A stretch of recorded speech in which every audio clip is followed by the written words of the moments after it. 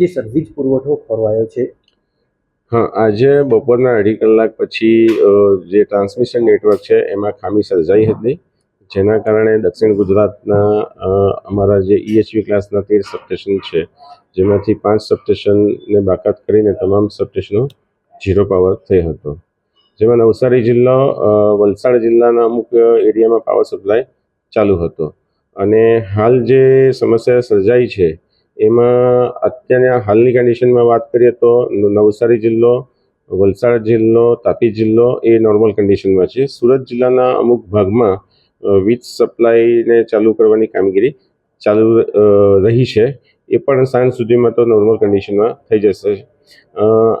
આપને વીજ ગ્રાહકોને એટલી જ નમ્ર અપીલ છે કે આ જે કંઈ ખામી સર્જાઈ છે એમાં અમને પણ સાથ સહકાર આપશો અને ટૂંક જ સમયમાં એ પણ અમે નોર્મલ કન્ડિશનમાં આપને વીજ સેવા આપીશું. નવસારીમાં શું પરિસ્થિતિ?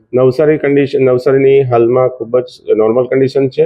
હાલમાં વીજ સમસ્યાને લગતી કોઈ તકલીફ નથી. કયા કયા વિસ્તારોમાં નવસારી જિલ્લાની વાત કરીએ તો નવસારી જિલ્લાના તમામ ગામડાઓમાં હાલ કોઈ પણ જગ્યાએ વીજ સમસ્યા નથી. માં motor driving, safe and sure driving. Driving એ શોખ સાથે આપની મોટી જવાબદારી પણ છે. અમારા ઇન્સ્ટ્રક્ટર દ્વારા સચોટ અને સરળ માર્ગદર્શન. આપની રોજની તાલીમની માહિતી મેળવીને શું અધુરાશ છે એના ઉપર પૂરું ફોકસ કરાય છે.